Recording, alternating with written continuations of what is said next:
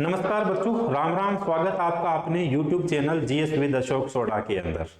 तो आज बच्चों आपके सामने जो है एक नई सीरीज लेके आया हूं बच्चों, और नई सीरीज जो है वो है एसएससी जीडी वाले बच्चों के लिए। यानी आने वाला बच्चों जो एसएससी जीडी का एग्जाम है 2025 के अंदर, अगले साल तो मैंने वैसे ही कह दिया बच्चों, इसलिए कि दिसंबर महीना निकल चुका है। लगभग जो है बच्चों एसएससी जीडी का जो एग्जाम है फरवरी महीने में शुरू होने वाला है, और फरवरी महीने के अंदर लगभग अपने सामने 45 से लेके 50 दिन जो है बच्चों वो बचे हैं एसएससी जीडी के लिए। तो बहुत बढ़िया बच्चों आपके लिए एक सीरीज है, इस चैनल के ऊपर अपनी सीरीज रहेगी, और इस सीरीज का जो नाम रहेगा बच्चों वो है प्रभात बैच के नाम से। इस सीरीज को बच्चों स्पेशली तैयार किया है अपने किसके लिए, एसएससी जीडी एग्जाम्स के लिए। लेकिन आने वाला SSC GD, SSC CGL, CPU, CHSL, इसके अलावा बच्चों जो आरपीएफ कांस्टेबल का पेपर, दिल्ली पुलिस का जो पेपर होगा बच्चों, उसके लिए भी बड़ी ये सीरीज जो है महत्वपूर्ण रहने वाली है। अब बात ये आती है कि क्या पढ़ेंगे अपन इस सीरीज के अंदर। अपन बच्चों इसके अंदर कंप्लीट जीके और जीएस को क्या करेंगे, कवर करेंगे, और सबसे ज्यादा तकलीफ अपने को देता है बच्चों जो है स्टैटिक जीके। तो लगभग अपने क्वेश्चन जो है वो इसके अंदर स्टैटिक जीके के अंदर रहेंगे। आप सभी को बहुत ध्यान से जो बच्चों इसको पढ़ना है। प्रत्येक क्वेश्चन, एक एक क्वेश्चन का मैं आपके सामने पोस्टमार्टम करूंगा। क्वेश्चन तो आपके सामने 10 से लेके बच्चों 15 रहेंगे प्रत्येक दिन, लेकिन आपके सामने प्रत्येक क्वेश्चन के बच्चों 10 से 12 या 10 से 15 जो है क्वेश्चन बनेंगे। तो सभी बच्चों को जुड़ना है, सभी बच्चों को बहुत ध्यान से लगाना है बच्चों।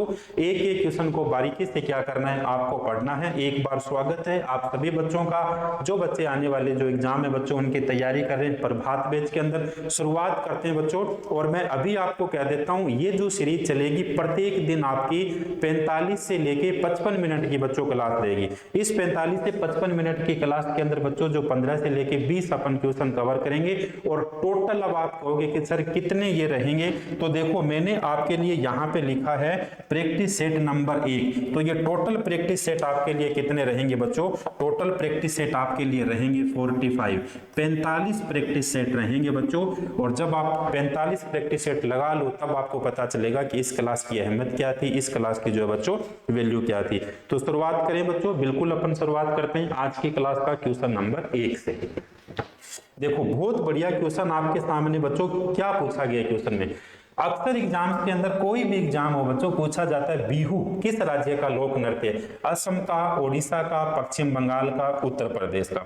तो बच्चों बात की जा रही है किसकी, बिहू की बात की जा रही है। तो बिहू कहाँ का लोक नृत्य है, बिहू हो गया बच्चों असम का लोक नृत्य। अब देखिए बिहू की बात करें, सबसे पहले कौन सा लोक नृत्य बच्चों, बिहू लोक नृत्य। और बिहू लोक नृत्य कहाँ का हो गया, बिहू लोक नृत्य हो गया बच्चों असम का। बहुत बढ़िया, असम का। बिहू के साथ बच्चों झूमर लोक नृत्य, झूमर भी कहां का हो गया, झूमर भी हो गया असम का लोक नृत्य। इसके अलावा जो बच्चों बागुरम्बा लोक नृत्य, इसके अलावा बागुरम्बा लोक नृत्य, तो ये बागुरम्बा लोक नृत्य भी कहां का हो गया, ये भी किस स्टेट का हो गया बच्चों, ये भी असम का हो गया। तो देखिए बिहू पूछा जाए, झूमर पूछा जाए, इसके अलावा बागुरम्बा पूछा जाए, सत्रिया पूछा जाए बच्चों, सत्रिया ये भी कहां का हो गया, तो सत्रिया भी हो गया बच्चों असम का हो गया। अब इससे भी अगर थोड़ा सा डीपली और क्वेश्चन अपने से पूछ सकता है एग्जामिनर, क्या पूछ सकता है, पूछ ये सकता है कि ये जो बिहू लोक नृत्य है, ये बिहू लोक नृत्य एक साल के अंदर कितनी बार मनाया जाता है, बताइए कितनी बार मनाया जाता है। सबसे पहली बात बिहू असम का हो गया, और कितनी बार मनाया जाता है बच्चों, ये मनाया जाता है 3 बार मनाया जाता है। कौन कौन सा मनाया जाता है, एक तो मनाया जाता है बिहोंग बिहू, बिहोंग बिहू एक नंबर पे हो गया बच्चों बिहोंग बिहू। 2 नंबर पे क्या हो गया, माघ बिहू, 2 नंबर पे हुआ माघ बिहू। 3 नंबर पे क्या हो गया बच्चों, 3 नंबर पे हो गया काटी बिहू। कौन सा हो गया, काटी बिहू। तो इसका मतलब ये हो गया कि ये देखो बिहू जो है एक साल के अंदर बच्चों लोक नृत्य असम का कितनी बार मनाया गया, 1 नंबर पे बिहोंग बिहू, 2 नंबर पे माघ बिहू, और 3 नंबर पे कौन सा मनाया गया बच्चों, काटी बिहू जो है वो मनाया गया है। अब देखिए इसके अलावा जो है बच्चों यहाँ से और कौन कौन से क्वेश्चन बन सकते हैं। क्वेश्चन पूछा जाता है कामाख्या देवी का मंदिर कहाँ पे, क्वेश्चन में पूछा जाता है बच्चों कामाख्या देवी का मंदिर कहाँ पे है। तो कामाख्या देवी का मंदिर भी असम के अंदर हो गया, बिल्कुल असम के अंदर हो गया। क्वेश्चन पूछा जाता है अंबुबाची का मेला कहाँ पर भरता है भाई, अंबुबाची, अंबुबाची का मेला कहाँ पर भरता है? तो अंबुबाची का मेला भी कहाँ पर बढ़ता है बच्चों? ये भी बढ़ता है असम के अंदर बढ़ता है। इसके अलावा और क्या क्वेश्चन पूछे जा सकते हैं? इसके अलावा बच्चों क्वेश्चन पूछे जा सकते हैं, चक्र वन्य जीव अभ्यारण्य कहाँ पर है? चक्र वन्य जीव अभ्यारण्य कहाँ पर है? चक्र वन्य जीव अभ्यारण्य हो गया बच्चों असम में। क्यों कहा मैंने? इसलिए कहा एग्जाम में पूछा जाता है सुनहरे लंगूरों के लिए। देखिए कितना अच्छा क्वेश्चन बनता है, सुनहरे लंगूरों के लिए कौन सा जो है बच्चों वन्य जीव अभ्यारण्य जो है प्रसिद्ध है? तो सुनहरे लंगूरों के लिए कौन सा हो गया वन्य जीव अभ्यारण्य? चक्र वन्य जीव अभ्यारण्य। असम के अंदर अपन बात करें बच्चों कितने जो है वन्य जीव अभ्यारण्य यूनेस्को साइट के अंदर स्थित है? तो 2 यूनेस्को साइट के अंदर स्थित हो गए। भी कौन से वन्य जीव अभ्यारण्य कौन कौन से हो गया? एक तो हो गया बच्चों मानस, एक नंबर हो जाता है मानस हो जाता है। ये मानस भी कहां पर है? मानस भी असम के अंदर हो गया। इसके अलावा दूसरा कौन सा हो गया? आप कहोगे सर दूसरा हमें याद है, बिल्कुल याद होना चाहिए भाई। 2 नंबर पे हो गया बच्चों काजीरंगा वन्य जीव अभ्यारण्य। काजीरंगा भी कहां पर हो गया? काजीरंगा भी हो गया असम के अंदर। अब देखिए क्वेश्चन पूछा जाता है एक सींग वाले गेंडे के लिए। क्वेश्चन में पूछा जाता है बच्चों एक सींग वाला गेंडा, एक सींग वाला गेंडा किस राज्य के अंदर हो गया? अगर राज्य अपने से पूछे तो राज्य अपने से असम के अंदर हो गया। अगर अपने से वन्य जीव अभ्यारण्य पूछे तो वन्य जीव अभ्यारण्य कौन सा हो गया? वन्य जीव अभ्यारण्य हो गया भाई काजीरंगा। कौन सा हो गया बच्चों? काजीरंगा। कभी भी एग्जाम में अपने से पूछा जाए किस प्रकार से एग्जाम में पूछा जाए एक सींग वाला गेंडा कहां पर है? असम के अंदर है। अगर असम नहीं है तो इसका आंसर क्या होगा बच्चों? पश्चिम बंगाल होगा। यानी पूरे हिंदुस्तान के अंदर एक सींग वाले गेंडे या तो असम के अंदर पाए जाते हैं या कहां पर पाए जाते हैं? ये पाए जाते हैं बच्चों पश्चिम बंगाल के अंदर पाए जाते हैं। अब अपने से ये पूछा जा सकता है बच्चों असम के अंदर जो है राष्ट्रीय पशु कौन सा है? असम का राष्ट्रीय पशु कौन सा है भाई? असम का राष्ट्रीय पशु कौन सा है? तो बच्चों असम का राष्ट्रीय पशु हो गया एक सींग वाला गेंडा। कौन सा हो गया? एक सींग वाला गेंडा। एक सींग वाला गेंडा।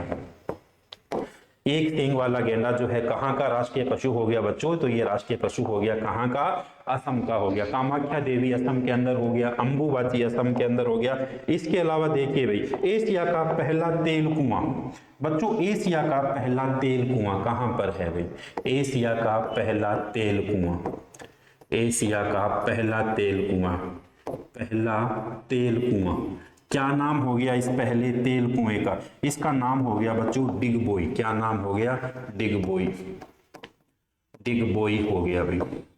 दुनिया का पहला नदी द्वीप, दुनिया का पहला नदी द्वीप बच्चों पूछा जाए दुनिया का पहला नदी द्वीप, दुनिया का पहला नदी द्वीप, नदी द्वीप, ये दुनिया का पहला नदी द्वीप भी कहां पर हो गया बच्चों? तो माजुली द्वीप। क्या नाम हो गया इसका? इसका नाम हो गया बच्चों माजुली द्वीप। ये माजुली द्वीप भी कहां पर है? तो ये माजुली द्वीप भी बच्चों, माजुली द्वीप ये भी कहां पर हो गया? ये भी हो गया बच्चों असम के अंदर हो गया। भी कहां पर हो गया बच्चों? ये भी असम में। क्वेश्चन पूछा जाता है भूपेन हजारिका, क्वेश्चन पूछा जाता है बच्चों भूपेन हजारिका का संबंध। तो भूपेन हजारिका का संबंध किस राज्य से? भूपेन हजारिका का संबंध हो गया प्यारे बच्चों असम राज्य से। कहां से हो गया? असम राज्य से हो गया भी। असम राज्य से जो भूपेन हजारिका, इन्हीं भूपेन हजारिका का दुनिया का भारत का सबसे लंबा पुल भाई, भारत का सबसे लंबा पुल, भारत का सबसे लंबा पुल, भारत का सबसे लंबा पुल कौन सा हो गया? सबसे लंबा पुल भाई। तो भारत का सबसे लंबा पुल हो गया बच्चों भूपेन हजारिका पुल, भूपेन हजारिका पुल। और ये भूपेन हजारिका पुल भी कहां पर है? भूपेन हजारिका पुल भी कहां पर हो गया बच्चों? तो ये भी लीजिए, बात असम की चल रही है तो ये कहां पर हो गया? असम के अंदर हो गया। भी कहां हो गया? असम के अंदर। इन्हीं भूपेन हजारिका को भारत का सर्वोच्च पुरस्कार भारत रत्न, भूपेन हजारिका को भारत रत्न कब मिलता है? भारत रत्न तो आप याद करिए भूपेन हजारिका को 2019 के अंदर कौन सा पुरस्कार मिलता है बच्चों? भारत रत्न मिलता है। कौन सा पुरस्कार मिलता है? भारत रत्न जो है कब प्रदान किया जाता है भूपेन हजारिका को? तो भूपेन हजारिका को 2019 के अंदर बच्चों भारत का सर्वोच्च पुरस्कार जो है भारत रत्न प्रदान किया जाता है। नॉर्थ ईस्ट जो है बच्चों उसका सर्वाधिक जनसंख्या वाला नॉर्थ ईस्ट हो गया बच्चों, इस नॉर्थ ईस्ट का सर्वाधिक जनसंख्या वाला राज्य भी कौन सा हो गया? सर्वाधिक जनसंख्या वाला राज्य भी कौन सा हो गया बच्चों? असम हो गया। भी कौन सा हो गया? असम हो गया। इस बात का आपको बिल्कुल क्या रखना है बच्चों? ध्यान रखना है भी। तो एक क्वेश्चन था अपने सामने, देखिए एक क्वेश्चन से संबंधित एक बार फिर से मैंने कहा था क्वेश्चन चाहे एक आए बहुत पढ़ेंगे। बिहू लोक नृत्य असम का, झूमर लोक नृत्य असम का, बागुरम्बा असम का, सत्रिया असम का। बिहू जो है एक साल में 3 बार मनाया जाता है, बिहोंग बिहू, माघ बिहू, काटी बिहू। इसके अलावा बच्चों असम का राष्ट्रीय पशु कौन सा हो गया? एक सींग वाला गेंडा।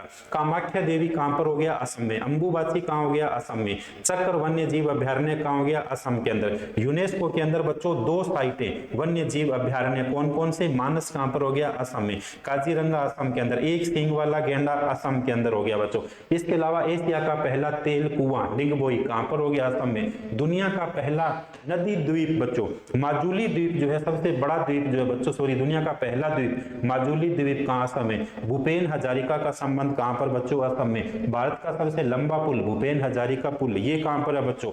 ये भी असम के अंदर है। भूपेन हजारिका को भारत का सर्वोच्च पुरस्कार बच्चों कब मिलता है? भारत रत्न। तो ये भी बच्चों कब मिलता है? भारत रत्न 2019 के अंदर। इसके अलावा बच्चों यूनेस्को के 46वें सत्र के अंदर, यूनेस्को के 46वें सत्र के अंदर अहोम मोइदम को बच्चों, अहोम मोइदम को और अहोम मोइदम को कौन सा दर्जा दिया गया था? यूनेस्को का दर्जा दिया गया था। ये भी किस स्टेट के अंदर है? छाप लीजिए बच्चों, ये भी किस स्टेट के अंदर है? असम के अंदर हो गया। फिर मैंने आपसे वादा किया था इस क्लास के अंदर 4 ऑप्शन है, चारों अपन पढ़ेंगे। उड़ीसा का कौन सा हो गया बच्चों? ओडिसी हो गया।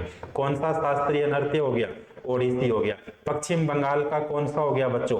पश्चिम बंगाल का छऊ हो गया। उत्तर प्रदेश का कौन सा हो गया बच्चों? उत्तर प्रदेश का कौन सा हो गया? कथक हो गया। अंतिम बात सुनिए बच्चों, इस क्वेश्चन से संबंधित कौन सी? असम के वर्तमान के अंदर बच्चों सीएम कौन है, यानी असम के वर्तमान में मुख्यमंत्री कौन है? हेमंत विश्व शर्मा। कौन हो गए? हेमंत विश्व शर्मा हो गए भाई। तो देखिए बच्चों बढ़िया से स्क्रीनशॉट लीजिएगा इस क्वेश्चन का। कंप्लीट जितना पोस्टमार्टम हो सकता था क्वेश्चन नंबर 1 का उतना मैंने आपके सामने बच्चों पोस्टमार्टम किया। एक एक क्वेश्चन मेरे हिसाब से बच्चों अगर क्वेश्चन पूछा जाए तो इसे बाहर जाने की कोई संभावना नहीं है, लेकिन तब बच्चों जब आपको इतनी ही शिद्दत से आप इसे क्या करोगे बच्चों? पढ़ोगे, इतनी ही शिद्दत से याद करोगे। सुनहरे लंगूरों वाला मतलब वन्य जीव कौन सा हो गया? चक्र वन्य जीव अभ्यारण्य हो गया। क्लियर हो गया बच्चों? बढ़िया से स्क्रीनशॉट। अपन बच्चों नेक्स्ट क्वेश्चन की ओर बढ़ते हैं। चलो देखो क्वेश्चन नंबर 2 क्या पूछा गया बच्चों क्वेश्चन नंबर 2 के अंदर? उससे भी अच्छा क्वेश्चन बच्चों क्वेश्चन नंबर 2, निम्नलिखित में से कौन से शास्त्रीय नृत्य की शुरुआत केलीकट्टू नामक ढोल बजाने से हुई है बच्चों? केलीकट्टू नामक नृत्य जो है बच्चों शास्त्रीय नृत्य की शुरुआत ढोल बजाने से हुई है। सबसे पहले तो बच्चों केलीकट्टू नामक ढोल बजाने से जिस शास्त्रीय नृत्य की शुरुआत हुई है उस शास्त्रीय नृत्य का नाम है बच्चों कथकली। कौन सा हो गया बच्चों? कथकली हो गया। अब देखिए भारत के अंदर शास्त्रीय नृत्यों की संख्या पूछी जाए, भारत में बच्चों शास्त्रीय नृत्य की संख्या पूछी जाए तो भारत में शास्त्रीय नृत्य की संख्या हो गई 8। कितने हो गए? आप कहोगे सर बिल्कुल सही है, 8 हो गए। 8 हो गए, बिल्कुल हो गए। सबसे प्राचीन शास्त्रीय नृत्य, छापते जाइए साथ साथ, सबसे प्राचीन शास्त्रीय नृत्य। तो सबसे प्राचीन शास्त्रीय नृत्य कौन सा हो गया? भरतनाट्यम। कई बार एग्जाम्स में पूछा जाता है। कौन सा हो गया? भरतनाट्यम हो गया। और सबसे प्राचीन है तो सबसे नवीन भी पूछा जा सकता है। तो सबसे नवीन शास्त्रीय नृत्य कौन सा हो गया? कौन सा हो गया नया? सबसे नवीन शास्त्रीय नृत्य हो गया बच्चों सत्रिय। कौन सा हो गया? सत्रिय नृत्य हो गया। बिल्कुल सत्रिय नृत्य हो गया। इसके अलावा पूछा जाए बच्चों दक्षिण भारत का कौन सा शास्त्रीय नृत्य? दक्षिण भारत का शास्त्रीय नृत्य। तो दक्षिण भारत का शास्त्रीय नृत्य कौन सा हो गया? भरतनाट्यम हो गया। भरतनाट्यम हो गया। अब जब दक्षिण भारत का पूछ लिया तो उत्तर भारत का भी पूछा जा सकता है कि उत्तर भारत का शास्त्रीय नृत्य कौन सा है। ये लीजिए, छाप लीजिए, उत्तर भारत का शास्त्रीय नृत्य कौन सा हो गया, कथक हो गया, बिल्कुल कथक हो गया। अब पूछा जाए अपने से अर्ध शास्त्रीय नृत्य कौन सा है। 8 तो पूरे पूरे शास्त्रीय नृत्य हो गए, अर्ध शास्त्रीय नृत्य कौन सा है भाई, अर्ध शास्त्रीय नृत्य, अर्ध शास्त्रीय नृत्य कौन सा है भाई। तो बच्चों अर्ध शास्त्रीय नृत्य कौन सा हो गया, शास्त्रीय नृत्य के आगे लिख लीजिए छऊ। कौन सा लिख लीजिए, छऊ लिख लीजिए भाई। भारत के अंदर बच्चों जो संस्कृति मंत्रालय है भाई, भारत के अंदर जो संस्कृति मंत्रालय है, उस संस्कृति मंत्रालय के द्वारा 8 शास्त्रीय नृत्यों को भारत के अंदर क्या दिया गया बच्चों, दर्जा दिया गया। और भारत के अंदर वर्तमान के अंदर संस्कृति मंत्रालय के मंत्री कौन है भाई, तो यहां पर लिख लीजिए गजेंद्र सिंह शेखावत। यहां पर लिख लीजिए बच्चों गजेंद्र सिंह शेखावत। भारत के वर्तमान के अंदर संस्कृति मंत्री कौन होंगे, गजेंद्र सिंह शेखावत। संस्कृति मंत्रालय के द्वारा भारत के अंदर कितने शास्त्रीय नृत्यों को मंजूरी मिली है, 8 शास्त्रीय नृत्य को। अर्ध शास्त्रीय नृत्य कितना है, 1 है, उसका नाम क्या हो गया बच्चों, उसका नाम हो गया छऊ। अब देखिए 8 शास्त्रीय नृत्य कौन कौन से है। 8 शास्त्रीय नृत्यों के अंदर देखिए फटाफट छापते जाइए। सबसे पहले दक्षिण भारत का कौन सा हो गया भाई, दक्षिण भारत का हो गया बच्चों भरतनाट्यम। कौन सा हो गया, भरतनाट्यम हो गया। भरतनाट्यम कहाँ का हो गया, तमिलनाडु का हो गया। भरतनाट्यम कहाँ का हो गया, तमिलनाडु का हो गया, बिल्कुल। इसके अलावा देखिए ये हो गया, तो कथक कहाँ का हो गया, कथक हो गया बच्चों उत्तर प्रदेश का, उत्तर भारत का, या अपन कह सकते हैं उत्तर प्रदेश का कौन सा हो गया, ये हो गया। नवीनतम कौन सा हो गया, नवीनतम तो हो गया सत्रिया। और ये सत्रिया कहाँ का हो गया, सत्रिया हो गया असम का भी। सत्रिया कहाँ का हो गया, असम का हो गया। इसके अलावा देखिए कथकली, इसके अलावा कथकली कहाँ का हो गया, कथकली तो हो गया केरल का। कहाँ का हो गया, केरल। इसके अलावा मोहिनी अट्टम, छाप दीजिए मोहिनी अट्टम, फटाफट चलते हैं भाई, मोहिनी अट्टम। और ये मोहिनी अट्टम कहाँ का हो गया, मोहिनी अट्टम भी कहाँ का हो गया, केरल का हो गया। इसके अलावा कुचिपुड़ी, इसके अलावा बच्चों कुचिपुड़ी, इसके अलावा कुचिपुड़ी। और ये कुचिपुड़ी कहाँ का शास्त्रीय नृत्य है, तो कुचिपुड़ियाँ वही खाते हैं जो लोग अंधे होते हैं, आंध्र प्रदेश का हो गया। इसके अलावा ओडिसी शास्त्रीय नृत्य, इसके अलावा ओडिसी, इसके अलावा और कौन सा, मणिपुरी, इसके अलावा कौन सा हो गया, मणिपुरी। ओडिसी कहाँ का हो गया, ओडिसी तो हो गया उड़ीसा का। कौन सा हो गया, उड़ीसा का। मणिपुरी कहाँ का हो गया, मणिपुरी हो गया बच्चों मणिपुर का हो गया भी, हो गए, बिल्कुल बिल्कुल हो गए भी। अब देखिए भी छऊ शास्त्रीय नृत्य जो है, वो छऊ शास्त्रीय नृत्य कहाँ का है, तो छऊ शास्त्रीय नृत्य हो गया पश्चिम बंगाल का। कहाँ का हो गया, जहाँ की ममता बनर्जी वहां की क्या है, सीएम है बच्चों को। कहाँ के हो गए, छऊ जो है वो कहाँ का हो गया, ये हो गया। इसके अलावा देखिए बात कर रहे थे बच्चों अपने कथकली की, किसकी बात कर रहे थे, कथकली की। तो कथकली सबसे पहले तो वो कहाँ गया, कहाँ का गया भाई, कथकली हो गया बच्चों केरल का। इसकी जो है बच्चों, इसका वर्णन अपने को कहाँ पर मिलता है, इसका वर्णन अपने को रामायण और महाभारत के अंदर मिलता है भाई, रामायण एवं महाभारत के अंदर मिलता है, वर्णन मिलता है रामायण एवं महाभारत के अंदर। रामायण एवं महाभारत के अंदर इसका क्या मिलता है बच्चों, वर्णन मिलता है। इसके अलावा इसके अंदर कितनी मुद्राओं का प्रयोग किया जाता है, तो इसके अंदर 24 मुद्राओं का, हाथों की मुद्राओं का इसके अंदर प्रयोग किया जाता है। ये भी क्वेश्चन पूछा जा सकता है। ललित कला के अंदर बच्चों, ललित कला जो है उसके अनुसार इसमें 5 प्रकार रहते हैं। 5 प्रकार मतलब किस प्रकार के, इसके अंदर साहित्य भी होगा, इसके अंदर जो है बच्चों नृत्य भी किया जाता है, इसके अंदर श्रृंगार भी किया जाता है। तो वो नृत्य कौन सा हो गया बच्चों, ये नृत्य हो गया कथकली नृत्य हो गया। क्लियर हो गया, बिल्कुल क्लियर। एक क्वेश्चन था अपने सामने, कंप्लीट अपन ने विश्लेषण किया इस क्वेश्चन का, यानी 2 नंबर क्वेश्चन को कंप्लीट विश्लेषण के साथ अपन ने पढ़ा है। चारों ऑप्शन फिर पढ़ लेते हैं। ओडिसी कहाँ का हो गया, ये लीजिए ओडिशा का हो गया। कुचिपुड़ी कहाँ का हो गया, आंध्र प्रदेश का हो गया। और कथकली कहाँ का हो गया, कथकली हो गया बच्चों केरल का हो गया भी। बहुत बढ़िया। मेरे हिसाब से जितनी इसके ऊपर जानकारी अपने लिए बन सकती थी बच्चों, सारी की सारी जानकारियां अपन ने क्या की है, कवर की है। तो इसका मतलब ये हो गया, बढ़िया से आप इसका क्या है, एक स्क्रीनशॉट लीजिए और बढ़िया से आप स्क्रीनशॉट लीजिए और उसको बार बार आप क्या करिए बच्चों, रिकॉल करिए, बार बार उसे आप पढ़िए भाई। इसके अलावा उस्ताद देबू पूछा जा सकता है बच्चों, किससे संबंधित थे, तो वो भी कथकली से संबंधित है। उस्ताद देबू का संबंध किससे हो गया भाई, वो भी किससे हो गया, कथकली से हो गया। बढ़े अपन आगे नेक्स्ट क्वेश्चन की ओर, क्वेश्चन नंबर 3 की ओर। चलो देखो भाई, उससे भी अच्छा क्वेश्चन। दक्षिण अफ्रीका में रंग भेद को खत्म करने के लिए नोबेल शांति पुरस्कार मिला था भाई, दक्षिण अफ्रीका में रंग भेद। चलो देखो बच्चों, मजा आ रहा है नहीं आ रहा भाई सीरीज का। प्रभात सीरीज मैंने कहा था बहुत बढ़िया क्वेश्चन लेके आएंगे, कंप्लीट अपन एक एक क्वेश्चन का विश्लेषण करेंगे। उसी प्रकार से बच्चों एक एक क्वेश्चन का अपन क्या कर रहे हैं, विश्लेषण कर रहे हैं। बढ़िया, फटाफट चलिए क्वेश्चन नंबर नेक्स्ट की ओर। दक्षिण अफ्रीका में रंग भेद को खत्म करने के लिए नोबेल शांति पुरस्कार किसे मिला था, Nelson Mandela, Rabindranath Tagore, Mahatma Gandhi, Albert John लुटुली, किसे मिला था बता दीजिए। सबसे पहले आंसर देते हैं आपको, नेल्सन मंडेला। किसे मिला था बच्चों, नेल्सन मंडेला को। ये लीजिए, सबसे पहले तो देखिए दक्षिण अफ्रीका का गांधी किसे कहा जाता है। क्वेश्चन में पूछा जाता है दक्षिण अफ्रीका का गांधी, दक्षिण अफ्रीका का गांधी किसे कहा जाता है, छाप दीजिए, मंडेला को कहा जाता है। किसे कहा जाता है, मंडेला को। यानी दक्षिण अफ्रीका का गांधी किसे कहा जाता है बच्चों, मंडेला को कहा जाता है। बहुत बढ़िया बात। कभी आपसे पूछा जाए चीन का गांधी किसे कहा जाता है, चीन का गांधी किसे कहा जाता है, चीन का गांधी कहा जाता है डॉक्टर सन्यात सेन को। किसे कहा जाता है, डॉक्टर सन्यात सेन को कहा जाता है।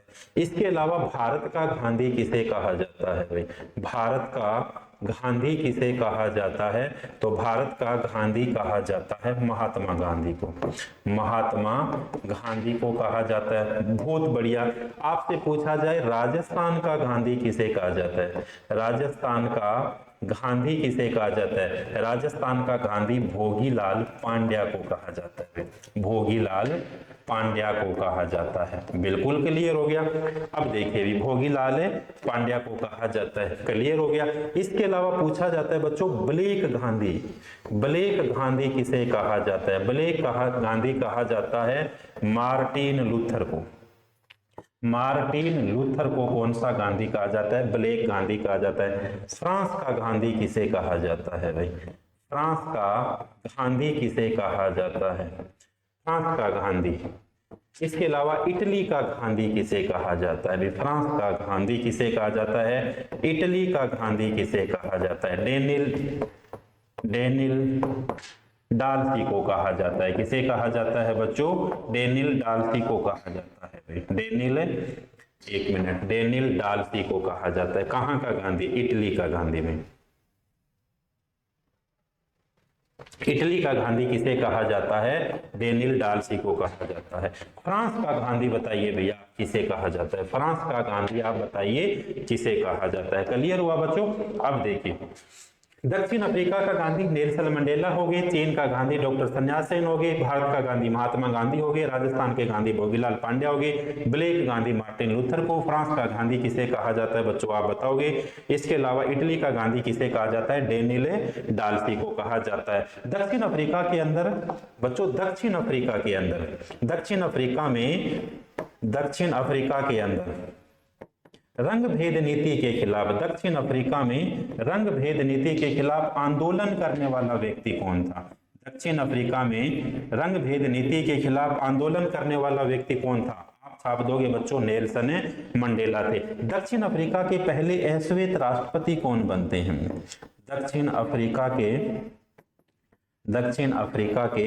पहले अश्वेत राष्ट्रपति कौन बनते हैं, तो पहले अश्वेत राष्ट्रपति कौन बनते हैं, तो दक्षिण अफ्रीका के पहले अश्वेत राष्ट्रपति भी कौन बनते हैं बच्चों, ये बनते हैं नेल्सन मंडेला बनते हैं। क्लियर हो गया, बिल्कुल क्लियर हो गया भाई।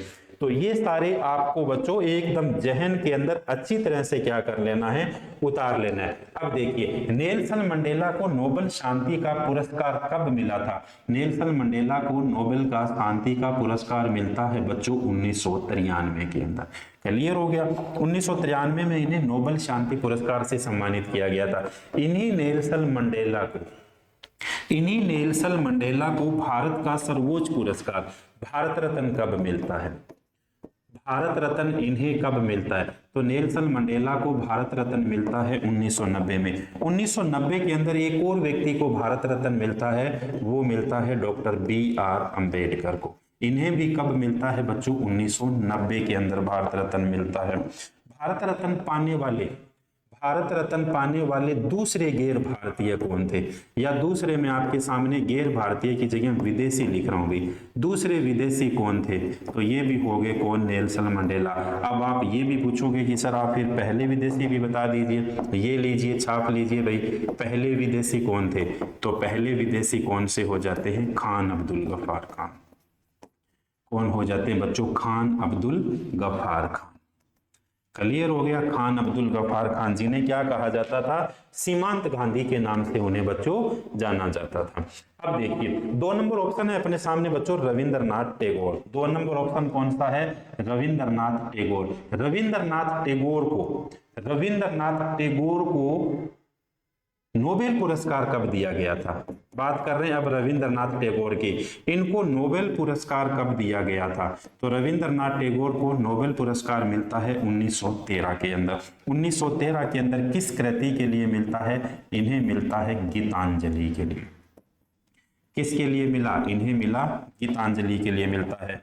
इसके अलावा बच्चों साहित्य के अंदर नोबेल पुरस्कार पाने वाले, साहित्य में नोबेल पुरस्कार पाने वाले, साहित्य में नोबेल पुरस्कार पाने वाले एशिया का पहला, भारत की नहीं बात कर रहा मैं, एशिया की बात कर रहा हूं, एशिया का पहला व्यक्ति कौन था?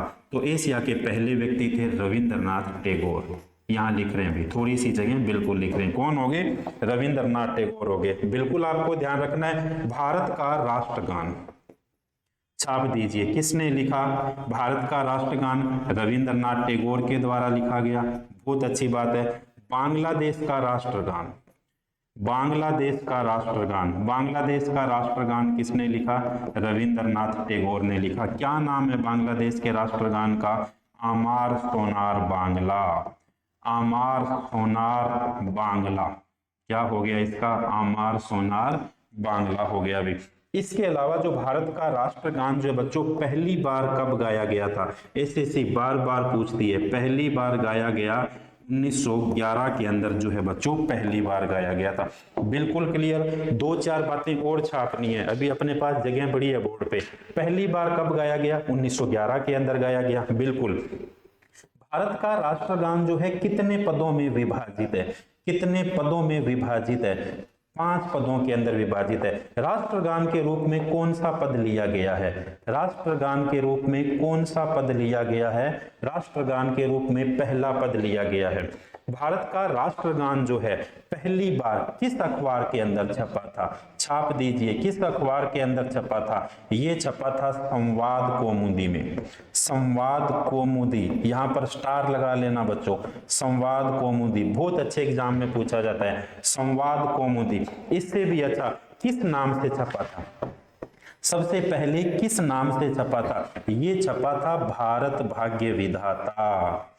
भारत भाग्य विधाता के नाम से छपा था। और लिख भी लीजिए कब छपा था? 1912 के अंदर छपा था भाई। कब छपा था? 1912 के अंदर छपा था। एक क्वेश्चन और लगे हाथ लिख लीजिए। 2024 का साहित्य के लिए नोबेल पुरस्कार, 2024 का साहित्य के लिए नोबेल पुरस्कार कब का? 2024 की चर्चा कर रहा हूं मैं। किसे मिला था? हान कांग को। किसे मिला था? हान कांग। हांगकांग नहीं है भाई, हान कांग को मिला था। और ये कहां की महिला थी? दक्षिण कोरिया की। कहां की हो गई? दक्षिण कोरिया की महिला थी। बहुत बढ़िया भाई, ये लीजिए। एक क्वेश्चन आपका पूरा का पूरा बोर्ड भरा, जितना इससे संबंधित पोस्टमार्टम हो सकता था पूरा का पूरा पोस्टमार्टम भरा। भाई साहब बता दीजिएगा फ्रांस का गांधी किसे कहा जाता है? आप जो है कमेंट बॉक्स के अंदर, कहां पर बताओगे? कमेंट बॉक्स के अंदर बता दीजिएगा भाई। चले अपन नेक्स्ट क्वेश्चन की ओर। चलो देखो भाई, नेक्स्ट क्वेश्चन देखिए क्या पूछा गया। भारत का कौन सा शहर चाय उद्योग से जुड़ा है? सर्दियां एकदम अपने पीक पॉइंट पे है, चाय की बात करनी तो लाजमी बनती है बच्चों। तो बिल्कुल चाय की बात करते हैं। कौन सा शहर चाय उद्योग से जुड़ा है? बताइए भी कौन सा शहर? पानीपत हरियाणा, अहमदाबाद गुजरात, दार्जिलिंग पश्चिम बंगाल, मदुरै तमिलनाडु। कौन सा है बता दीजिए। लगाए निशान पानीपत हरियाणा पे? बिल्कुल नहीं लगाते हैं, निशान लगाते हैं बच्चों रेड कलर से। ये लीजिए दार्जिलिंग पश्चिम बंगाल। कहाँ का हो गया? दार्जिलिंग पश्चिम बंगाल। देखिए सबसे पहले बच्चों चाय की बात की जा रही है। सबसे पहले चाय उत्पादन में दुनिया में पहला स्थान, चाय उत्पादन में दुनिया में पहला स्थान चाय चीन। क्या हो गया? चा से चाय बना, ची से चीन बना। तो चाय उत्पादन के अंदर दुनिया का पहला स्थान कौन सा हो गया? चाय उत्पादन में दुनिया में पहला स्थान चीन का हो गया। चाय उत्पादन में अपना कौन सा स्थान है? अपना स्थान कौन सा है? वैसे पहला होना चाहिए भाई। चाय उत्पादन में भारत का कौन सा स्थान है? छाप लीजिए भारत का कौन सा स्थान है। तो भारत का स्थान हो गया बच्चों दूसरा स्थान हो गया। तो चाय उत्पादन में भारत का कौन सा स्थान हो गया? भारत का दूसरा स्थान हो गया भाई। अब देखिए चाय उत्पादन में भारत का दूसरा स्थान हो गया। तो भारत के अंदर चाय उत्पादन में पहले स्थान पे राज्य कौन सा है भाई? भारत में चाय उत्पादन में अग्रणी राज्य कौन सा है? थोड़ी देर पहले मैंने कहा था चाय उत्पादन के अंदर पहले स्थान पर कौन सा है बच्चों? असम है। इसके अलावा चाय उत्पादन के अंदर दूसरा स्थान किसका है भाई? पश्चिम बंगाल का हो गया। दूसरा स्थान पूछा कि दूसरे स्थान पे कौन है? तो दूसरे स्थान पे कौन से होगी? पश्चिम बंगाल हो गए। दूसरे स्थान पर कौन हुआ बच्चों? पश्चिम बंगाल हो गया। क्लियर हो गया। इसके अलावा दार्जिलिंग चाय और कांगड़ा चाय को, दार्जिलिंग चाय पश्चिम बंगाल की दार्जिलिंग चाय और इसके अलावा कौन सी चाय? कांगड़ा चाय को कौन सा टैग मिला हुआ है? जीआई टैग मिला हुआ है। दार्जिलिंग चाय और कांगड़ा चाय कौन सा? जीआई टैग, भौगोलिक संकेत, ज्योग्राफिकल इंडिकेट यानी भौगोलिक संकेत मिला हुआ है। कौन सी चाय को? ये होगी बच्चों दार्जिलिंग चाय और कौन सी? कांगड़ा चाय। देखिए चाय की बात की जा रही है तो लाजमी बात बनती है कॉफी की भी अपने को बात करनी चाहिए। कॉफी उत्पादन के अंदर ये लीजिए छाप दीजिए ये भी साथ साथ। कॉफी उत्पादन के अंदर बच्चों कॉफी उत्पादन के अंदर दुनिया के अंदर पहला स्थान किसका हो गया? कॉफी उत्पादन में दुनिया में पहला स्थान ब्राजील का हो गया। कॉफी उत्पादन के अंदर भारत का स्थान, कॉफी उत्पादन में भारत का स्थान कौन सा है? कॉफी उत्पादन के अंदर भारत का छठा स्थान है। कौन सा हो गया? छठा स्थान है। अपन तो किसके दीवाने हैं? चाय के दीवाने हैं। कॉफी से अपने को क्या लेना देना? छठे स्थान पे हो गए। इसके अलावा बच्चों भारत में, इसके अलावा बच्चों भारत में चाय उत्पादन में पहला स्थान, चाय उत्पादन के अंदर भारत के अंदर कौन सा स्थान? पहला स्थान किस राज्य का है? तो ये पहले स्थान पे अपने सामने आता है बच्चों कौन सा? ये आता है कर्नाटक। कैसे कॉफी? कैसे कर्नाटक? कैसे कॉफी? कैसे क्या होगी? कर्नाटक होगी। बिल्कुल देखिए एक बार फिर से देखिए चाय की बात की जा रही है। चाय उत्पादन के अंदर पहला स्थान चीन का हो गया। इसके अलावा भारत का कौन सा स्थान हो गया? दूसरा हो गया। भारत में चाय उत्पादन के अंदर असम पहले स्थान पे है, पश्चिम बंगाल दूसरे स्थान पे। दार्जिलिंग चाय और कांगड़ा चाय को भौगोलिक जीआई बच्चों टैग मिला हुआ है। कॉफी उत्पादन के अंदर ब्राजील पहले स्थान पे है। कॉफी उत्पादन के अंदर भारत छठे स्थान पे है। भारत में चाय उत्पादन में कॉफी उत्पादन के अंदर, माफ करना बच्चों यहाँ पे कॉफी लिखो भी, बात कॉफी की कर रहे थे। कॉफी उत्पादन के अंदर पहला स्थान किसका हो गया? कर्नाटक हो गया। बात बच्चों ब्राजील की कर रहे हैं तो इस बार जो है G20 की अध्यक्षता 2024 की G20 की अध्यक्षता किसके द्वारा की गई थी? तो G20 की अध्यक्षता ब्राजील के द्वारा की गई थी। अगली बार ब्राजील ने ये जो है अध्यक्षता किसको सौंपी है? ये सौंप दी दक्षिण अफ्रीका को। किसको सौंप दी? दक्षिण अफ्रीका को सौंप दी। भारत ने G20 की मेजबानी कितनी बार की है? भारत ने G20 की मेजबानी बच्चों एक बार की है और एक बार वो भी कब की है? 2022 के अंदर की है। कब की? 2022 के अंदर। तो बढ़िया से आप स्क्रीनशॉट लीजिए इस क्वेश्चन का भी, जिस क्वेश्चन का सही आंसर हो गया दार्जिलिंग पश्चिम बंगाल। दार्जिलिंग पश्चिम बंगाल हो गया भाई। चलो बढ़ते हैं नेक्स्ट क्वेश्चन की ओर।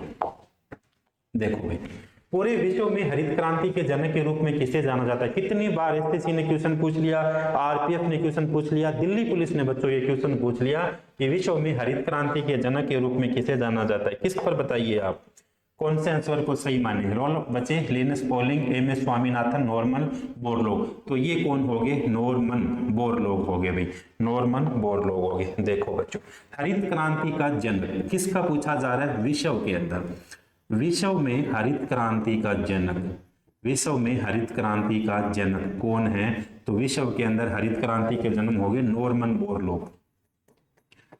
नॉर्मन बोरलॉग, नॉर्मन बोरलॉग जो है ये कहाँ के हो गए? हरित क्रांति के क्या हो गए? जनक हो गए। ये किस देश के हैं भाई? पूछा जाए अपने से, नॉर्मन बोरलॉग जो है बच्चों ये किस देश के कृषि वैज्ञानिक है? ये अमेरिका के कृषि वैज्ञानिक है भाई। कहाँ के कृषि वैज्ञानिक हो गए? अमेरिका के कृषि वैज्ञानिक हो गए। नॉर्मन बोरलॉग जो है बच्चों इन्होंने हरित क्रांति की शुरुआत कब की थी? इनके द्वारा हरित क्रांति की शुरुआत की गई थी 1960 के अंदर। जो 1960 के दशक के अंदर इन्होंने हरित क्रांति की क्या की थी? शुरुआत की थी। लेकिन बच्चों इन्हें जो है दुनिया का सबसे बड़ा पुरस्कार नोबेल पुरस्कार से भी सम्मानित किया गया था। किस व्यक्ति को? नॉर्मन बोरलॉग को। और नोबेल पुरस्कार कब दिया गया था? 1970 के अंदर इन्हें नोबेल पुरस्कार प्रदान किया गया था। 1970 में बच्चों इन्होंने जो है नोबेल पुरस्कार से सम्मानित किया गया था। किस व्यक्ति को? नॉर्मन बोरलॉग को किया गया था। अब अपने से पूछा जाए कि भारत के अंदर हरित क्रांति का जनक कौन है?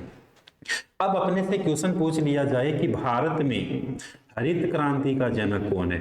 अब विश्व की बात नहीं कर रहे, अपन भारत की बात कर रहे हैं। भारत में हरित क्रांति का जनक पूछा जाए अपने से, तो भारत में हरित क्रांति का जनक कौन होगा भाई? देखिए ऑप्शन नंबर 3 की तरफ आप इशारा करिए। ऑप्शन नंबर 3 के अंदर है बच्चों एमएस स्वामीनाथन। एमएस स्वामीनाथन जो है ये भारत के अंदर हरित क्रांति के क्या होंगे? जनक होंगे। इसके अलावा जो है एमएस स्वामीनाथन ने भारत के अंदर बच्चों हरित क्रांति के जनक रहे थे। और जब हरित क्रांति के ये लोग 1960 के अंदर हरित क्रांति की शुरुआत की गई थी और भारत के अंदर कौन हो गए? एमएस स्वामीनाथन हो गए। पूछा जाए भारत में हरित क्रांति का सर्वाधिक प्रभाव, भारत में हरित क्रांति का सर्वाधिक प्रभाव किस फसल पर पड़ा था? तो भारत में हरित क्रांति का प्रभाव, सर्वाधिक प्रभाव जो पड़ा था बच्चों गेहूं पर पड़ता है। गेहूं पर पड़ता है। 2 नंबर पे सर्वाधिक प्रभाव कहां पर पड़ता है? चावल के अंदर पड़ता है। और भारत के अंदर गेहूं उत्पादन के अंदर बच्चों गेहूं उत्पादन के अंदर भारत के अंदर अग्रणी राज्य कौन सा हो गया? अग्रणी राज्य हो गया उत्तर प्रदेश। कौन सा हो गया? आप दीजिए उत्तर प्रदेश हो गया। क्लियर हो गया? उत्तर प्रदेश जो है कौन से स्थान पे हो गया? गेहूं उत्पादन के अंदर पहले स्थान पे जो है बच्चों हो गया। इसके अलावा एमएस स्वामीनाथन को बच्चों भारत का सर्वोच्च पुरस्कार भारत रत्न कब दिया गया था भाई? भारत रत्न जो है वो कब दिया गया था? तो ये भारत रत्न दिया गया था एमएस स्वामीनाथन को 2024 के अंदर। 2024 के अंदर एमएस स्वामीनाथन को भारत रत्न दिया गया था। अब अपने से यह भी पूछा जा सकता है कि 2024 के अंदर कितने कुल लोगों को भारत रत्न दिया गया? 5 कुल लोगों को। वर्तमान समय तक टोटल कितने लोगों को दे दिया? 53 लोगों को। 5 लोग कौन कौन से थे? छाप लीजिए यहीं पर। 1 नंबर पे थे कर्पूरी ठाकुर, जिन्हें बिहार का जननायक कहा जाता है। इसके अलावा 2 नंबर पे थे लाल कृष्ण आडवाणी। लाल कृष्ण आडवाणी भाजपा के नेता थे भाई। वर्तमान के अंदर एम्स के अंदर इनका इलाज चल रहा है। 3 नंबर पे थे बच्चों भारत के 5वें प्रधानमंत्री चौधरी चरण सिंह। कौन हुए? चौधरी चरण सिंह हो गए। इसके अलावा 4 नंबर पे कौन हो जाते हैं? पीवी नरसिम्हा राव। पीवी नरसिम्हा राव भारत के 9वें प्रधानमंत्री। पीवी नरसिम्हा राव कौन से प्रधानमंत्री? 9वें प्रधानमंत्री। कौन से प्रधानमंत्री? 5वें प्रधानमंत्री। और इसके अलावा 5वां व्यक्ति कौन हो जाता है? एमएस स्वामीनाथन। एमएस स्वामीनाथन, ये लीजिए भाई एमएस बच्चों स्वामीनाथन। एमएस स्वामीनाथन। क्लियर हो गया? बिल्कुल एमएस स्वामीनाथन। तो ये आपका क्वेश्चन नंबर जो था बच्चों, इससे संबंधित पूरी जानकारी अपन ने पढ़ी। और इस क्वेश्चन का सही आंसर अपने सामने कौन सा हो जाता है? नॉर्मन बोरलॉग हो जाता है। कौन हो गए? नॉर्मन बोरलॉग हो गए भाई। बढ़े अपन आगे, बिल्कुल नेक्स्ट क्वेश्चन की ओर बढ़ते हैं। ये लो, भारतीय संविधान का कौन सा अनुच्छेद धन विधेयक की परिभाषा से संबंधित है भाई? भारतीय संविधान का कौन सा अनुच्छेद धन विधेयक की परिभाषा से संबंधित है?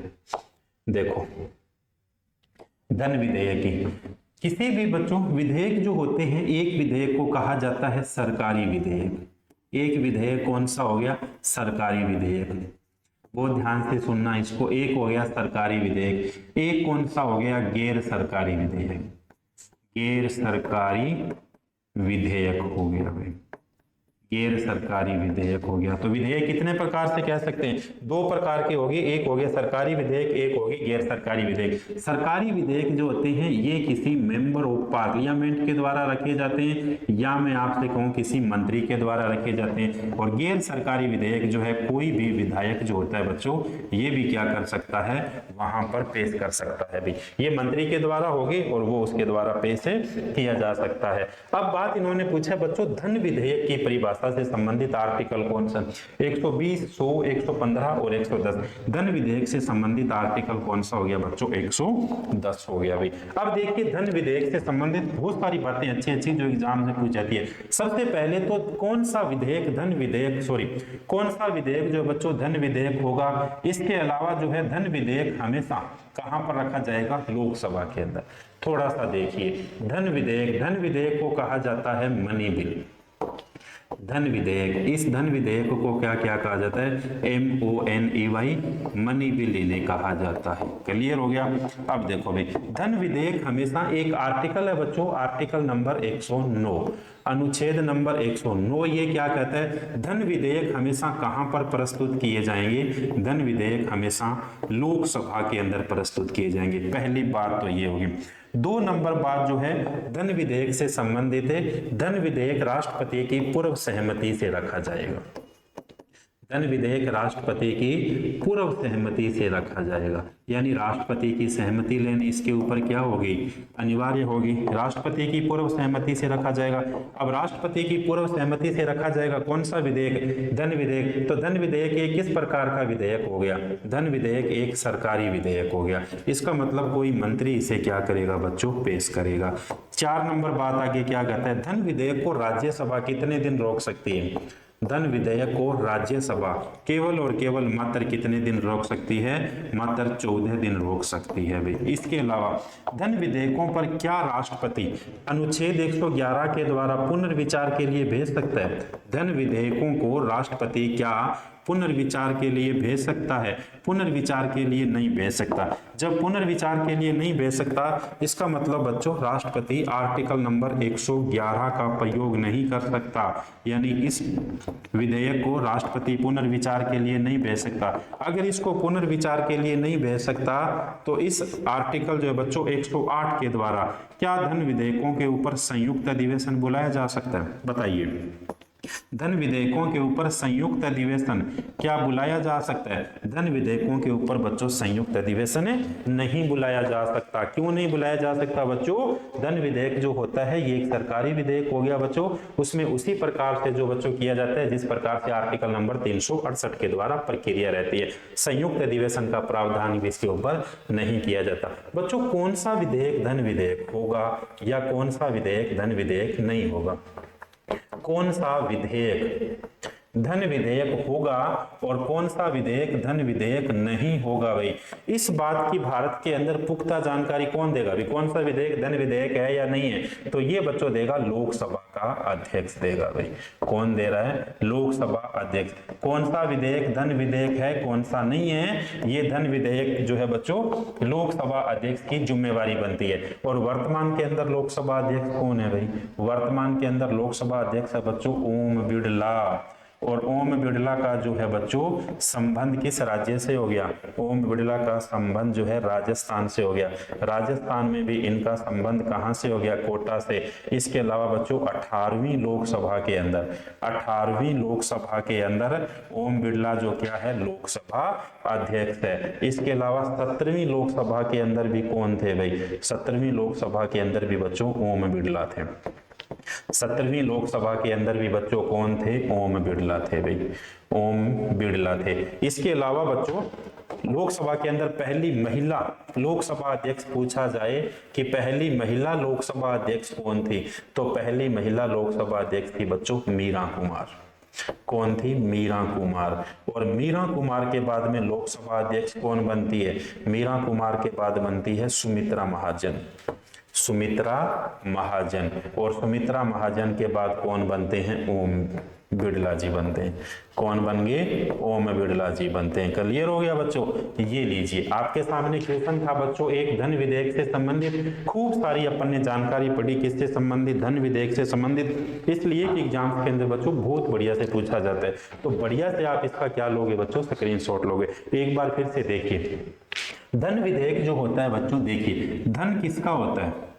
लोगों का होता है। किसका होता है? लोगों का होता है। तो लोगों का धन होता है, तो लोकसभा किसका सदन होता है? लोकसभा भी तो लोगों का सदन होता है। लोकसभा भी तो किसका सदन हो गया? लोगों का सदन हो गया। इसलिए धन विधेयक हमेशा कहां प्रस्तुत किया जाता है? आप कहोगे सर लोकसभा के अंदर किया जाता है।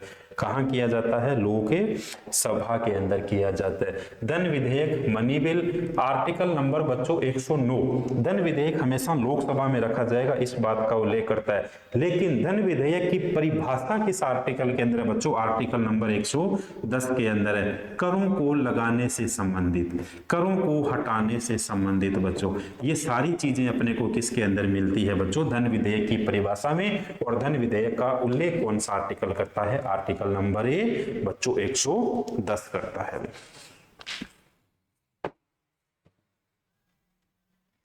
क्लियर हो गया? तो बढ़िया से स्क्रीनशॉट लीजिए बच्चों। नेक्स्ट क्वेश्चन की ओर बढ़ते हैं भाई। देखो भाई आज की क्लास का देखो बच्चों नेक्स्ट क्वेश्चन यानी आज की क्लास का आखिरी क्वेश्चन। एक क्वेश्चन बच्चों बहुत विस्तार से अपन ने जो है जानकारी पढ़ी है एक क्वेश्चन के बारे में। अंत अपना लास्ट जो क्वेश्चन है वो है फतेहपुर सीकरी का निर्माण किसके द्वारा करवाया गया था? बताइए भी। फतेहपुर सीकरी का निर्माण करवाया गया बच्चों अकबर के द्वारा। किसके द्वारा करवाया गया? अकबर के द्वारा करवाया गया। अकबर जो था बच्चों किस काल से संबंधित था? मुगल काल से संबंधित था। किससे संबंधित हो गया? मुगल काल से संबंधित हो गया। बच्चों मुगल काल की जब भी बात आती है लगभग एक आधा क्वेश्चन पूछा जाता है। मुगल काल का पहला राजा था बाबर। बाबर के बेटे का क्या नाम था बच्चों? हुमायूं। हुमायूं के बेटे का क्या नाम था? अकबर। और अकबर के बेटे का क्या नाम था? शाहजहां। अकबर के बेटे का क्या नाम हो गया? शाहजहां। शाहजहां के बेटे का क्या नाम हो गया? शाहजहां के बेटे का नाम हो गया बच्चों औरंगजेब। और औरंगजेब शाहजहां के बेटे का नाम बच्चों माफ करना एक बार आगे पीछे हो गई। बाबर, हुमायूं, अकबर, जहांगीर। बाबर, हुमायूं, अकबर, जहांगीर। कोई बात नहीं, देखो भाई एक मिनट देखो। बाबर, हुमायूं, अकबर, जहांगीर, शाहजहां। उसके बाद बच्चों कौन हो गया? शाहजहां हो गया। और शाहजहां के बाद कौन हो गया बच्चों? औरंगजेब हो गया। अभी क्लियर हो गया? ये हो गए बच्चों औरंगजेब हो गया। तो कभी आपसे पूरा मुगल काल पूछे तो बच्चों मैंने आपके सामने पूरा मुगल काल लिखा, यानी बाबर, हुमायूं, अकबर, जहांगीर, शाहजहां और औरंगजेब। बाबर, हुमायूं, अकबर, जहांगीर, शाहजहां और कौन हो गए बच्चों? औरंगजेब। थोड़े से कई बार इनके कालक्रम भी पूछे जा सकते हैं एग्जाम्स के अंदर। बाबर कब से कब तक था? 1526 से लेके 1526 से लेके बच्चों 1530 तक जो शासन किया था किसने? अकबर ने किया था। यहाँ पर 1530 से लेके बच्चों मैं 1555-56 लिख रहा हूँ, लेकिन बीच के अंदर शेरशाह सूरी भी आया था बच्चों। इसके अलावा अकबर का जन्म 1555-56 से लेके बच्चों 1605 तक इसका कार्यकाल था। और जहांगीर का कार्यकाल 1605 से लेके 1628 तक था। शाहजहां का कार्यकाल 1628 से लेके 1658 तक था। और औरंगजेब का कार्यकाल बच्चों 1658 से लेके 1705 तक हो गया। क्लियर? कई बार देखिए एग्जामिनर सिर्फ इतना सा पूछता है कि अकबर का कार्यकाल कौन सा था, इसके अलावा जहांगीर का कार्यकाल कौन सा था। तो कभी भी पूछा जाए, मैंने आपके सामने बच्चों सारा का सारा मुगल काल था वो लिख दिया। अब देखिए फिर से अपन एक बार क्वेश्चन की ओर आते हैं। क्वेश्चन में पूछा गया है फतेहपुर सीकरी का निर्माण किसने करवाया? किसने करवाया? अकबर ने करवाया था। बच्चों अकबर का जन्म होता है 15 अक्टूबर 1542 को। 15 अक्टूबर 1542 को अकबर से बेटा अमरकोट, कहां पर इनका जन्म होता है? अमरकोट राजा वीर साल के महलों के अंदर इनका जन्म हुआ। 15 अक्टूबर 1542 को इनका जन्म होता है। इसके अलावा पूछा जाए कि अकबर का संरक्षक कौन था? अकबर का संरक्षक कौन था? अकबर का संरक्षक था बच्चों बेराम खान। और बेराम खान को अकबर क्या कहकर पुकारता था? बेराम खान को अकबर खानी चाचा कहकर पुकारता था, यानी खानी चाचा कहकर पुकारता। इसके अलावा एसएससी क्वेश्चन पूछती है पेटीकोट का शासन कौन सा था? इससे पहले अकबर की धाई माँ का क्या नाम था? अकबर की धाई माँ का क्या नाम था? धाई माँ, अकबर की धाई माँ का नाम था महाअमंगा। महाअमंगा जो है अकबर की धाई माँ का नाम था। क्वेश्चन पूछा जाता है पेटीकोट का शासन कौन सा था? पेटीकोट का शासन कौन सा था? तो 1556 से लेके बच्चों 1560 तक का जो काल था, इस काल को क्या कहा जाता है? पेटीकोट का शासन कहा जाता है। पेटीकोट का शासन भी इसे क्यों कहा जाता है? पेटीकोट का शासन इसलिए कहा जाता है क्योंकि इसलिए कि उस समय शासन किसके द्वारा किया जा रहा था? अकबर की धाई माँ महामंगा के द्वारा किया जा रहा था। इसलिए भारत के अंदर बच्चों पेटीकोट के शासन के नाम से 1556 से लेके 1560 तक के काल को कहा जाता है, पेटीकोट का शासन कहा जाता है। अब देखिए 15 अक्टूबर को जन्म हुआ था बच्चों, तो 15 अक्टूबर को भी दिवस मनाया जाता है। उस दिवस का नाम है हाथ धुलाई दिवस। हाथ धोकर आप सभी को पता है खाना खाते हैं, तो यहां पर छाप दीजिए बच्चों खाद्य दिवस। यहां पर कौन सा हो गया? खाद्य दिवस। खाद्य खाना जब रोम रोम में जाता है तो खाद्य विभाग से सारे मुख्यालय कहां पर होंगे? रोम के अंदर होंगे। और खाना जब रोम रोम में जाता है तो बच्चों इटली का एक भी टाबर भूखा नहीं मरता। इटली टाबर से किस नदी के किनारे होगी? टाइपर नदी के किनारे होगी। किस नदी के किनारे होगी बच्चों? टाइपर नदी के किनारे होगी। इसके अलावा देखिए कुछ और 1562 के अंदर 1562 के अंदर अकबर दास प्रथा समाप्त करता है। कौन सी प्रथा? दास प्रथा समाप्त करता है। 1563 के अंदर अकबर तीर्थकर समाप्त करता है। 1563 के अंदर अकबर तीर्थकर समाप्त करता है। तीर्थकर समाप्त करता है। अभी कौन सा? तीर्थकर समाप्त करता है। 1562 में दास प्रथा होगी, 63 के अंदर तीर्थकर हो गया, और 1564 के अंदर जजिया कर समाप्त करता है। जजिया कर समाप्त करता है। पूछा जाता है खिराज खुम जजिया जकात। पूछा जाता है बच्चों खिराज खुम जजिया जकात। खिराज खुम जजिया जकात, ये खिराज खुम्स जजिया और जकात ये क्या थे? एक प्रकार के, ये एक प्रकार के क्या थे बच्चों? टैक्स थे। एक प्रकार के ये क्या थे? कर थे। इसके अलावा 1571 के अंदर फतेहपुर सीकरी का निर्माण। 1571 के अंदर फतेहपुर सीकरी का निर्माण। फतेहपुर सीकरी का निर्माण। 1579 के अंदर मगहर की घोषणा। 1579 मगहर की घोषणा। मगहर की घोषणा कौन करता है? अकबर करता है। मगहर की घोषणा किसके द्वारा की गई? अकबर के द्वारा की गई। इसके अलावा 1583 के अंदर बच्चों ध्यान रखना, 1583 के अंदर दीन ए इलाही की स्थापना। दीन ए इलाही की स्थापना। अभी आरपीएफ एसआई ने पूछा था दीन ए इलाही की स्थापना कब, दीन ए इलाही जो है बच्चों किससे संबंधित था? तो ये दीन ए इलाही किससे संबंधित हो गया? ये भी हो गया अकबर से संबंधित हो गया। और 1605 के अंदर अकबर की क्या हो जाती है? मृत्यु हो जाती है। 1605 के अंदर किसकी मृत्यु हो गई थी? अकबर की क्या हो गई थी? मृत्यु हो गई थी। तो इसका मतलब ये हो गया बच्चों, अगर आप ये कहो कि ये सारे ऑप्शन हमें करने हैं, तो इससे पहले ये मैंने कंप्लीट यहां से संबंधित बच्चों मैंने लिख दिया था। किससे संबंधित ये हो गया? मुगल काल से संबंधित हो गया। अब देखिए अगर कभी आपको ये लगे कि हमें याद नहीं रह रहा है मुगल काल बच्चों, तो मुगल काल से संबंधित बस एक लाइन लिख लीजिए आप। वो लाइन कौन सी लिखोगे? वो मैं लाइन बच्चों आपके सामने यहां पर लिख रहा हूं। देखिए लाइन थी बच्चों, बहू आज शाम आई।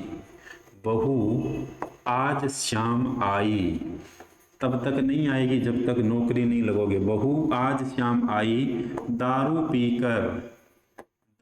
पीकर मुराद मांग कर सो गई। दारू पीकर मुराद मांग कर सो गई। मुराद मांग कर सो गई। अगर मुगल काल याद नहीं रहता तो इस लाइन के अंदर पूरा मुगल काल है। अब आप कहोगे कैसे मुगल काल है? देखिए, बै से बाबर बन गया, हु से हुमायूं बन गया, ऐ से अकबर बन गया, जै से जहांगीर बन गया, सा से शाहजहां बन गया, आ से औरंगजेब बन गया, दारू से दारा सिको बन गया, मुराद से मुराद बन गया, और सो से क्या बन गया? सूजा बन गया। ये तीनों के तीनों अकबर के क्या थे बच्चों? भाई थे। जहां आरा, रोशन आरा, आलम आरा, ये इनकी तीनों क्या थी? बहनें थी। तो ये बच्चों इस क्वेश्चन का एक बार फिर से देखिए, इस क्वेश्चन का सही आंसर कौन सा हो जाता है? अकबर हो जाता है। अकबर महान हो जाता है। बिल्कुल क्लियर हुआ? बिल्कुल क्लियर। अब देखिए बच्चों, आज की क्लास का ये लास्ट क्वेश्चन था। मेरे हिसाब से सारे के सारे क्वेश्चन आपको बढ़िया लगे होंगे। सारे के सारे क्वेश्चन बहुत जोरदार तरीके से अपन ने किए हैं बच्चों। एक एक क्वेश्चन का जितना पोस्टमार्टम हो सकता था, जितना उनको खंगाल के देखा जा सकता था, उतना बच्चों अपन ने खंगाल के देखा है। भाई कोई भी क्वेश्चन देखिए आप, बहुत जोरदार तरीके से उसका अपन ने पोस्टमार्टम किया है बच्चों, इस तरह से कि एक एक क्वेश्चन को खंगाल के पढ़ा है। फिर से मैं कह रहा हूं, एसएससी जीडी वाले बच्चे इस सीरीज को बहुत ध्यान से पढ़ना बच्चों। और अगर आप बहुत ध्यान से पढ़ते हो तो इसका मतलब एक ही क्वेश्चन के अंदर आपको 10 क्वेश्चन, 12 क्वेश्चन, 15 क्वेश्चन मिलेंगे भाई, और सीधे सीधे क्वेश्चन मिलेंगे भाई। इसलिए कि एग्जाम्स के अंदर बच्चों आजकल काफी सारे डीपली क्वेश्चन पूछे जाने लगे। तो एसएससी जीडी के अलावा कोई बच्चा दिल्ली पुलिस की तैयारी कर रहा है, उसके लिए भी ये बच्चों बहुत महत्वपूर्ण बेनिफिशियरी साबित होने वाली है। आरपीएफ कांस्टेबल के लिए भी होने वाली है। और खूब सारी बच्चों जानकारी आने वाली क्लास के अंदर मैं आपके लिए लेके आऊंगा। और दूसरी बात ये, मैंने आपसे क्या कहा था? मैंने आपसे ये कहा था प्रभात सीरीज का ये पहला लेक्चर है। अपन इसके अंदर टोटल 45 लेक्चर बच्चों लेके आएंगे। और इन 45 लेक्चर के अंदर जब लेके आएंगे तब आपको पता चलेगा कि ये जो सीरीज थी आपके लिए कितनी महत्वपूर्ण साबित हुई थी। क्यों? क्योंकि एक एक क्वेश्चन को अपन डीपली क्या करते हैं बच्चों? हल करते हैं। तो मिलते हैं बच्चों, बढ़िया तरीके से आप तैयारी करते रहिए। अगर आपको ये क्लास अच्छी लगी तो इस क्लास को लाइक करिएगा। थोड़ी सी और अगर आपको अच्छी लगी तो आप कमेंट करिएगा। और अगर आपको अच्छी लगी तो बच्चों इस क्लास को शेयर भी करिएगा। बढ़िया बढ़िया इस क्लास के ऊपर बच्चों आप कमेंट करिएगा, ताकि आने वाली जो क्लासें हैं बच्चों उसके अंदर बहुत बेहतरीन तरीके से खूब एनर्जी के साथ हम आपको क्या कर सके? पढ़ा सके। मिलते हैं बच्चों इसी सीरीज के क्लास नंबर 2 के अंदर। तब तक हंसते रहिए, मुस्कुराते रहिए, तैयारी आप बच्चों करते रहिए। तब तक के लिए धन्यवाद।